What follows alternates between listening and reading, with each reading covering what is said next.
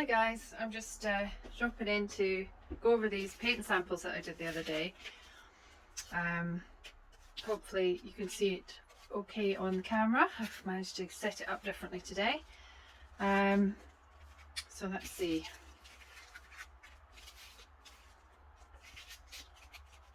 We'll start with, I think, the blacks. I'm going to have to stand on a step so that I can see what I'm doing here. So this is the Arteza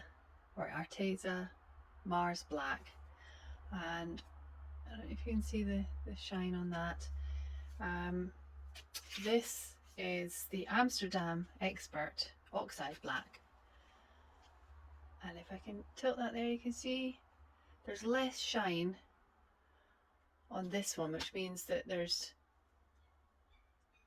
more pigment to the acrylic medium.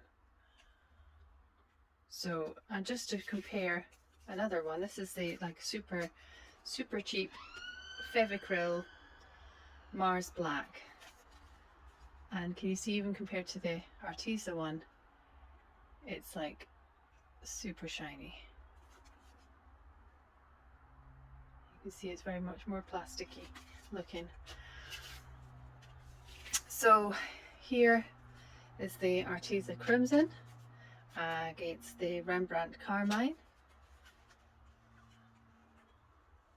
and you can't really tell much colour difference between that, but it really shows up when we start adding white to it or other colours. Again, this one is a more matte finish to this red one, and again I can show you with a cheaper brand, it's a different colour but super shiny. Interestingly though, I'm just going to throw this into the mix. These are both Atelier Interactive, and I've noticed that all the colours on there are very matte. There's not a shiny one among them.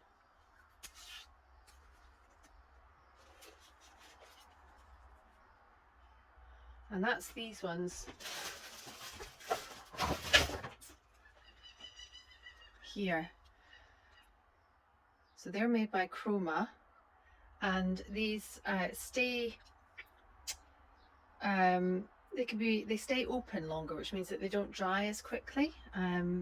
They can be adjusted and blended longer than conventional acrylics, and they also, you can open them up and sort of mix them with a medium that they've got. I'm just having a look for that now. This is called Unlocking Formula. It's to extend the wet blending time and reopen touch dry paint layers. So as you may know, when acrylic is dried, it's permanent because it goes like a sort of plasticky surface. So it's unlike watercolor, where you add water to it again and it will open up again and blend again. Acrylic won't. However, these ones with this unlocking formula, as long as it's not like super dry, and when it's touch dry still, you can open it up again to use it like watercolor and blend it a bit more. So I don't actually use these.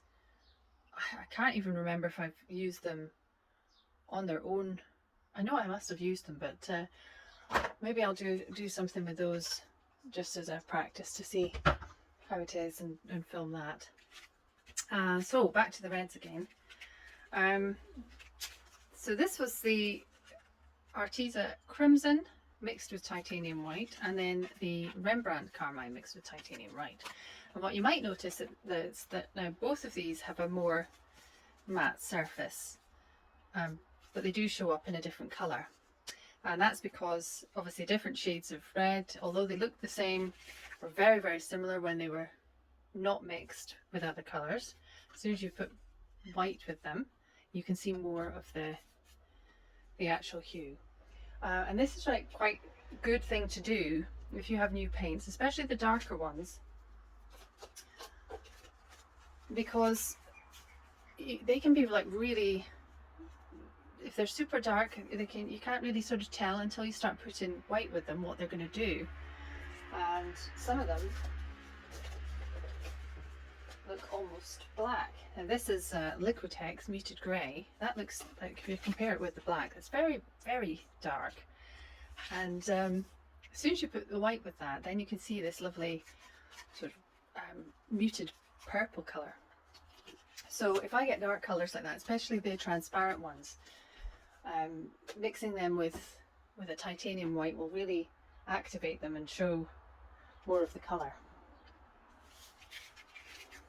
So I do these swatches with every paint that comes in that I buy, painting it just on its own and then adding white to it. So here are the yellow ochres, and this is the Arteza one.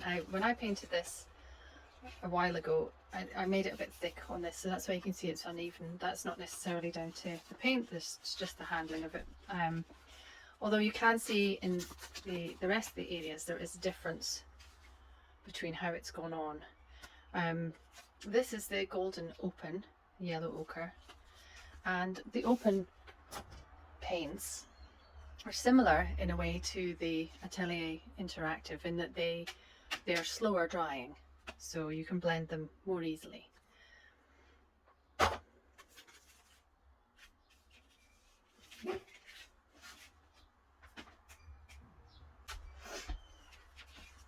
Right, so here's the golden yellow ochre mixed with titanium white, and I should say also that as you know from the last video, it's the System 3 titanium white that I'm using, and it's an opaque colour, so whatever you add it to, even if it was transparent before, will become opaque.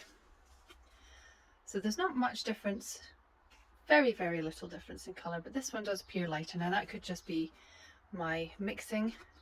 It's also like a little bit warmer, I think.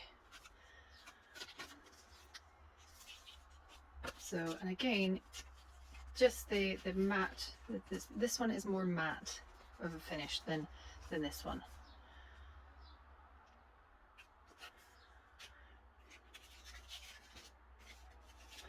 So next thing is I mix the